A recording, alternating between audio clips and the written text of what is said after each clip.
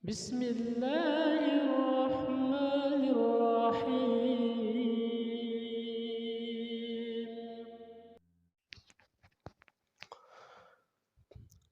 Assalamualaikum warahmatullahi wabarakatuh. Berjumpa lagi dengan saya Anil Lihi di AL Dakwah Maluku, menebar manfaat, insyaallah. Ada pertanyaan lagi barangkali terkait dakwah ya, karena sangat berhubungan dengan ilmu. Kira-kira menurut Ustadz, berdasarkan pemahaman jamaah tabligh, memahami ilmu itu seperti apa, Ustadz? Di dalam tabligh membedakan dua macam ilmu.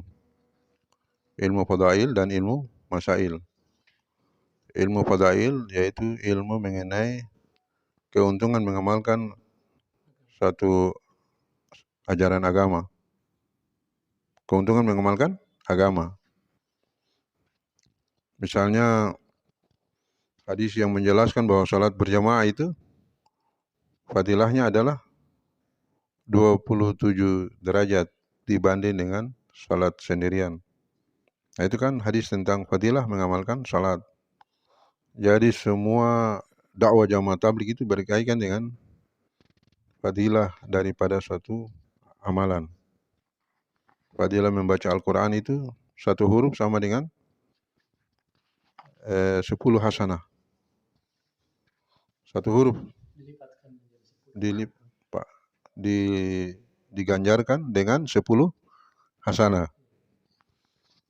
Jadi bayangkan kalau saya membaca Bismillahirrahmanirrahim. Bismillahirrahmanirrahim ada 19 huruf. Dikali dengan 10. Berarti 190 hasanah. Betapa besar. Baru satu kali ucap Bismillahirrahmanirrahim. Nah, hadis-hadis mengenai fadilah atau keuntungan mengamalkan suatu agama itu yang disampaikan. Dan saya pikir orang yang menyampaikan ini tidak harus seorang ulama. Orang awam sekalipun dia boleh menyampaikan itu. Semangat hadis mengenai semangat fadilah mengamalkan suatu agama, suatu ajaran agama, suatu amal ibadah. Apa salat, apa zakat, apa sedekah. Nah, jadi hadis-hadis itulah yang disampaikan dalam dakwah-dakwah.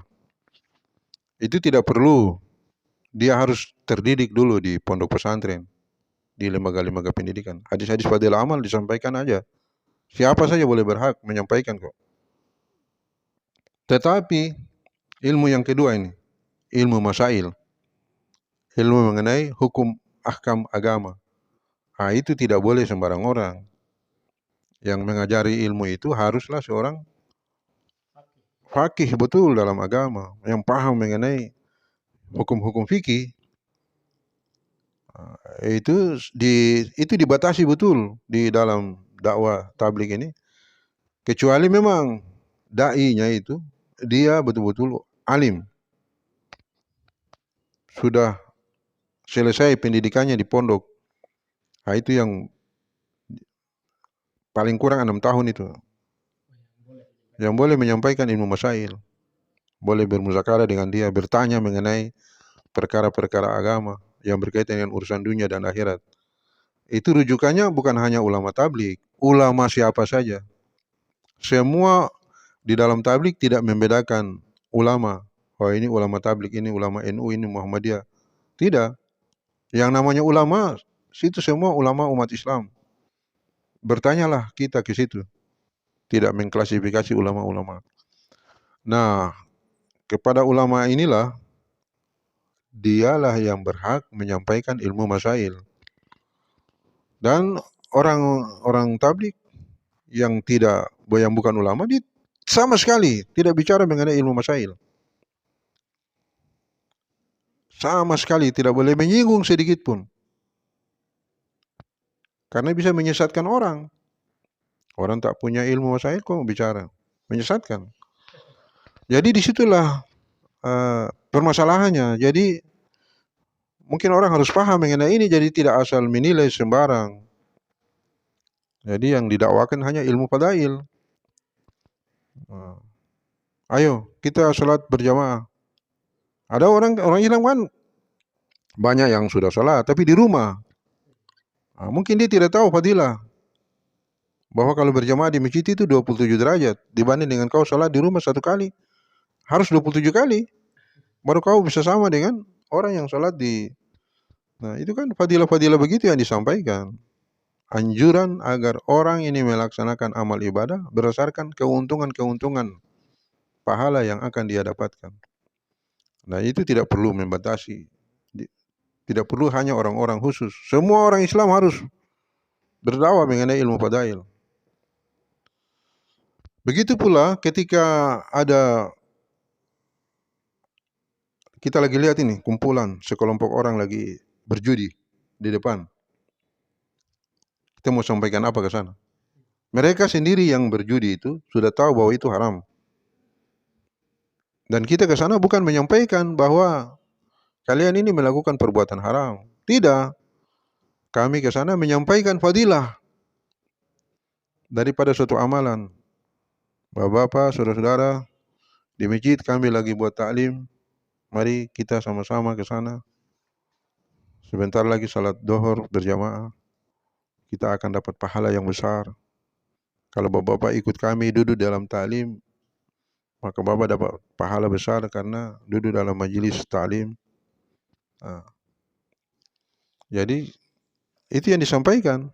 Tidak ke sana, kalian ini bikin perkara-perkara yang diharamkan oleh Allah dan Rasul. Kalian semua ini nanti masuk neraka. Mereka kan sudah tahu bahwa ini perbuatan haram kan. Jadi tidak perlu. Jadi dakwah jamaah tabligh itu adalah membawa fadilah daripada suatu amalan ke tengah-tengah manusia. Baik yang sudah taat maupun yang sudah taat, yang belum taat, yang sudah taat maupun yang belum taat. Disampaikan, yang sudah taat, yang belum taat disampaikan. Tak perlu disinggung. Disebutkan itu apa yang sedang mereka perbuat. Kalau misalnya contoh nih, rumah kita pada malam hari terjadi pemadaman listrik, gelap. Apa yang harus kita lakukan? Ribut, saling menyalahkan. Ribut saling menyalahkan tidak akan menyelesaikan masalah.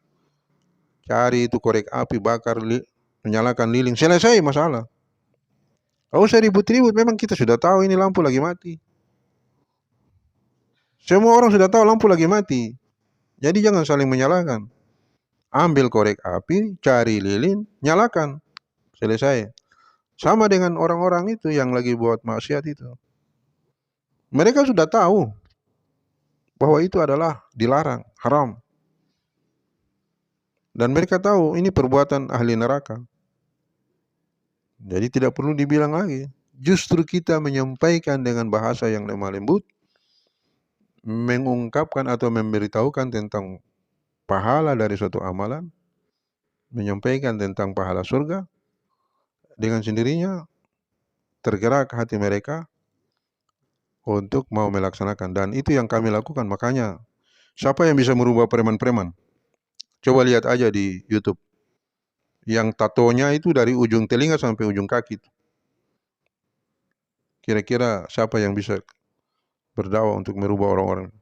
Hanya dakwah yang dilakukan oleh jamaah tabligh yang bisa merubah preman menjadi dai lagi. Setelah dia dapat hidayah, dia ikut tabligh, dia lagi yang ke sana turun ke tempat semula dia berasal, berdakwah lagi. Akhirnya banyak. Dan preman-preman itu yang kita kirim ini ke seluruh dunia ini untuk berdakwah. Nah, jadi begitu, harus dipahami begitu. Jamaah tabligh berdakwah dibedakan antara ilmu masail dan ilmu fadail. Terutama yang didakwahkan oleh jamaah tabligh adalah ilmu fadail, dan ini siapa saja boleh menyampaikan. Dan untuk ilmu masail itu orang-orang khusus memang. Nah, berkaitan dengan hal ini, apakah di dalam jamaah tabligh ketika khuruj itu saat mereka bersama-sama dengan kelompoknya, mungkin ada dari kelompok itu yang tidak atau belum memahami agama, ada yang belum paham tentang adab-adab, ya. Itu ada proses pengajaran ilmu atau tidak, Ustaz? Jadi kalau lagi huruj kegiatan dakwah di masjid-masjid, ada muzakarah namanya, saling apa untuk memperdalam ilmu agama.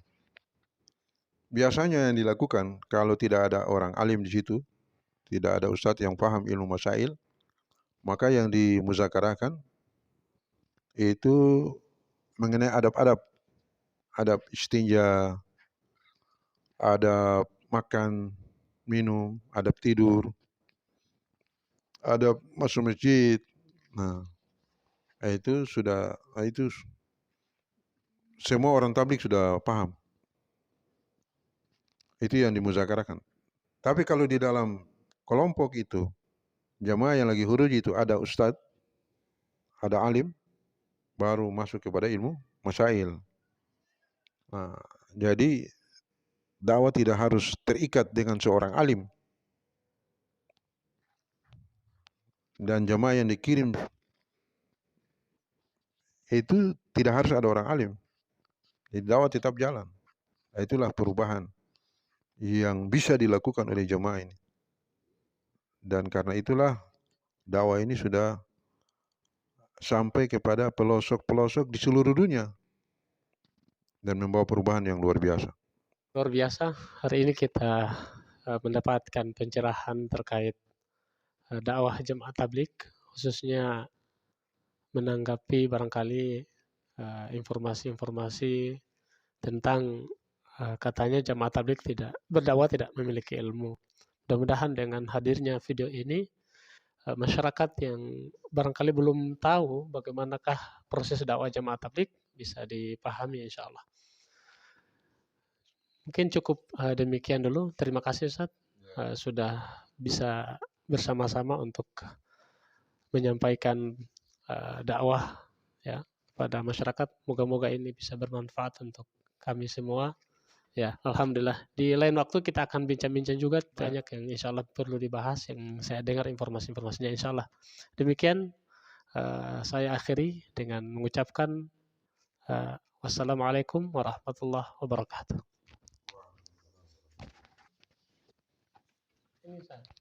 Alhamdulillah.